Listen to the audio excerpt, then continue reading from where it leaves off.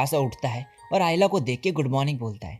आयला भी उसे गुड मॉर्निंग बोलती है और आयला को रिस्पॉन्स देते हुए देख के सुकासा बहुत ही ज्यादा खुश हो जाता है और गुड मॉर्निंग बोलते ही जाता है पागलों की तरह। ये आवाज सुन के मिचिरू वहां पे आ जाती है और कहती है शांत हो जाओ।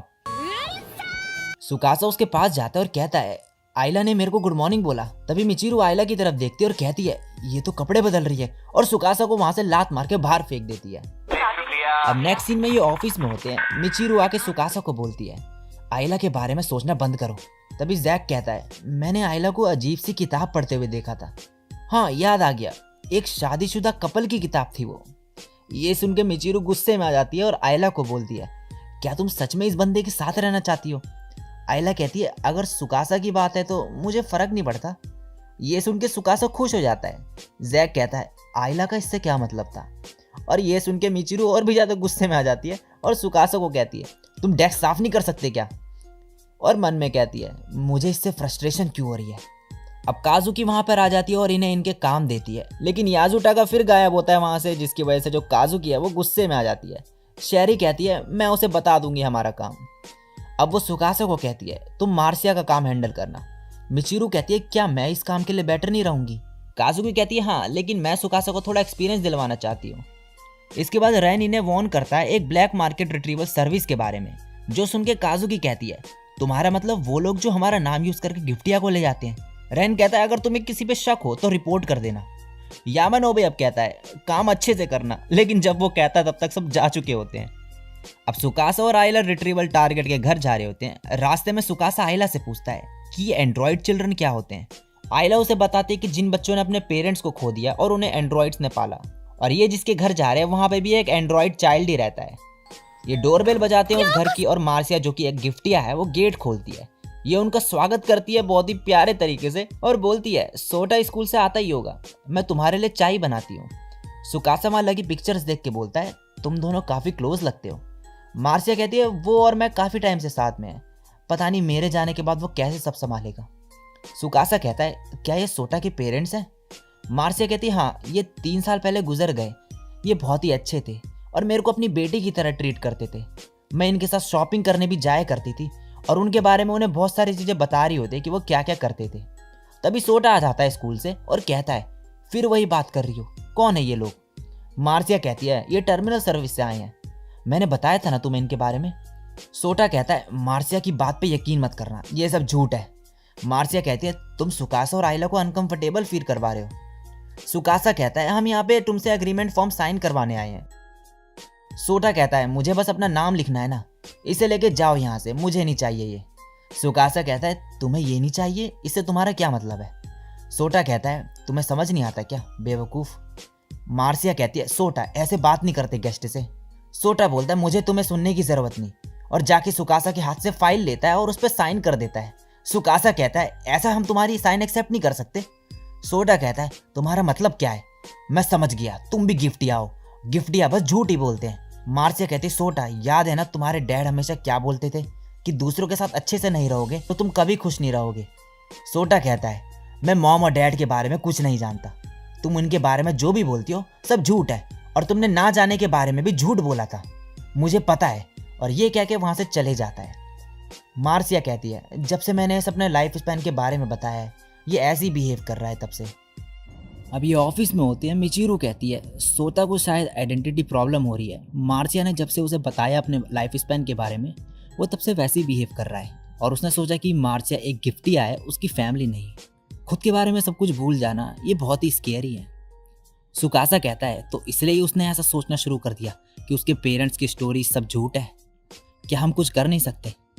मिचिरू कहती है कि हमें उसे यकीन दिलाना पड़ेगा कि उसे सब प्यार करते हैं, अगर तुम चाहो तो मैं तुम्हारी मदद कर सकती हूँ। सुकासा कहता है थैंक्स, मैं आयरा को बता दूंगा। ये सुन के मिचिरू कहती है मैंने अपना माइंड चेंज कर लिया है। सुकासा कहता है मगर क्यों। मिचिरू कहती है मैंने बोल दिया बस। अब ऐसे ही कॉरपोरेशन का हेड ऑफिस दिखाया जाता है। यहाँ पे यामानोबे होता है मीटिंग में और उसके सामने होता है जनरल मैनेजर शिनिया गोडो। इस मीटिंग में डिफरेंट डिफरेंट टर्मिनल सर्विस के चीफ भी होते हैं। यहाँ पे जनरल मैनेजर यामानोबे को बोलता है, टर्मिनल सर्विस 1 की ओवरहेड कॉस्ट बाकी टर्मिनल सर्विस से 5 गुना ज़्यादा है। मैंने तुम्हें कितनी बार बोला ये यामानोबे? वो कहता है, मुझे याद नहीं सर, लेकिन सब कुछ करने में खर्चा वगैरह ज़्यादा है। जनरल मैनेजर बोलता है, बहाने बनाना बंद करो, और यामानोबे को वार्न करता है कि अगर प्रॉब्लम ठीक नहीं हुई तो तुम्हारा डिमोशन कर दिया जाएगा। अब नेक्स्ट सीन में सुकासा और आइला मार्सिया के घर होते हैं और सोटा की एल्बम देख रहे होते हैं पिक्चर की, और वो उसे बताती है कि कल सोटा का बर्थडे है, और उसे एक स्ट्रॉबेरी केक के बारे में भी बताती है जो उसकी मदर उसके लिए बनाया करती थी और उसे बहुत ही ज़्यादा पसंद था। सुकासा कहता है, यहाँ और भी पिक्चर्स हैं, लेकिन उसे ये याद नहीं होगा। और तभी उस एल्बम से एक केक की रेसिपी गिरती है, उसी स्ट्रॉबेरी केक की। मार्सिया कहती है, मुझे तो इसके बारे में पता ही नहीं था, अब मैं केक बना सकती हूँ। सुकासा कहता है, क्या हम ज्वाइन कर सकते हैं तुम्हें? मार्सिया कहती है, जरूर, हम सब मिलकर डेकोरेशन भी करेंगे। और आयला को कहती है, आयला स्माइल करो जरा, तुम प्रिटी गर्ल हो। लेकिन आयला जो है वो अजीब सी स्माइल देती है उसे। और आयला फिर याद करती है तभी जब काजुकी उससे कह रही होती है कि मैं तुम्हारे साथ की यादें कभी नहीं भूलूंगी, लेकिन मैं अब तुम्हारी पार्टनर नहीं रहूंगी, यह हम दोनों के लिए बेटर रहेगा। अब अगले दिन सोटा स्कूल के लिए निकल जाता है, और जब जा रहा होता है मिचिरू उसके पास आ जाती है और कहती है, मैं टर्मिनल सर्विस से हूँ। ये सुन के वो जाने लगता है। मिचिरू कहती है, मुझे भी गिफ्टिया ने पाला था। मैं ये नहीं कह रही कि मैं तुम्हारी फीलिंग समझती हूँ, लेकिन तुम्हें अपनी मेमोरीज पे बिलीव करना चाहिए। तुम किसके साथ पिछले 3 सालों से रह रहे हो, तुम्हें याद है ना? वो कहता है, वो सारी मेमोरीज झूठ है। अब सुकासा और आइला मार्सिया के साथ केक बनाने की तैयारी कर रहे होते हैं। वो कहती है, सुकासा क्या तुमने कुछ बनाया कभी? सुकासा कहता है, मैंने कुछ टाइम पहले बनाना ट्राई करा था, लेकिन आग लग गई थी। तभी बेल बजती है बाहर की और मार्सिया गेट खोलने चली जाती है।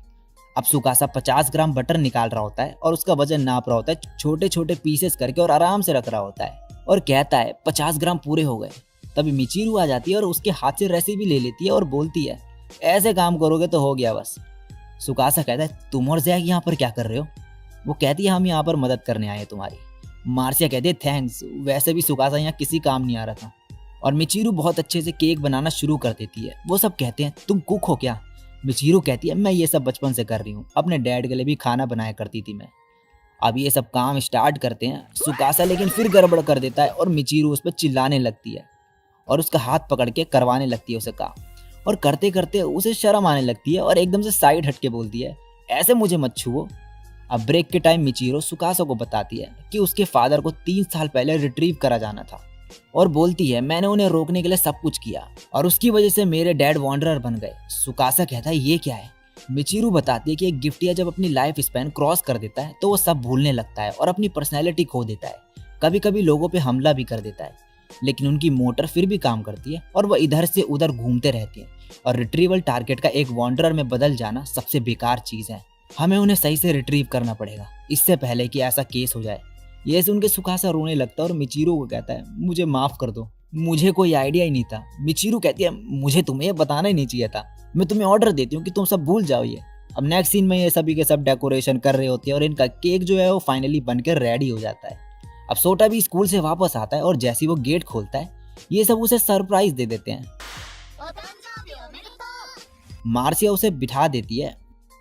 वो कहता है, मैंने तुम्हें मेरा बर्थडे सेलिब्रेट करने के लिए नहीं बोला था, तुम ये सब करोगे फिर भी मुझे छोड़ के चले जाओगे, ऐसा सेलिब्रेशन मेरे को। और तभी सामने वो स्ट्रॉबेरी केक देखता है और उसे देख के उसके पेरेंट्स के साथ बिताए उसे सारे मोमेंट्स याद आ जाते हैं और वो रोते हुए केक खाने लगता है और कहता है, ये केक बिल्कुल भी अच्छा नहीं है, मॉम और डैड जो बनाते थे वो बहुत ही अच्छा था इससे। मार्सिया, मुझे माफ कर दो तुम्हें झूठी कहने के लिए। मार्सिया कहती है, मैं यहाँ नहीं रहूंगी, लेकिन तुम और मैं एक साथ रहेंगे हमेशा, ये मेरी ट्रू फीलिंग्स है और मैं तुम्हारे ऊपर नजर रखूंगी। और सिर्फ मैं ही नहीं, सोटा कहता है, अब तुम कहोगे कि मॉम और डैड भी मेरे साथ है। मार्सिया कहती है, हाँ। सोटा कहता है, थैंक यू, और उसे हक कर लेता है। अब नेक्स्ट सीन में रिट्रीवल डे से एक दिन पहले का सीन दिखाया जाता है। सोटा के घर की बेल बजती है और एक बंदा आके कहता है, मैं टर्मिनल सर्विस से आया हूँ, क्या मार्सिया घर पे है? सोटा कहता है, सुकासा और आइला कहाँ हैं? वो बंदा कहता है, उन्हें कुछ अर्जेंट काम था तो उनके बदले मैं आया हूँ, तो क्या मार्सिया है? और सोटा कंफ्यूज होकर उसकी तरफ देखने लगता है। और इसी के साथ ये एपिसोड यहीं पे खत्म हो जाता है।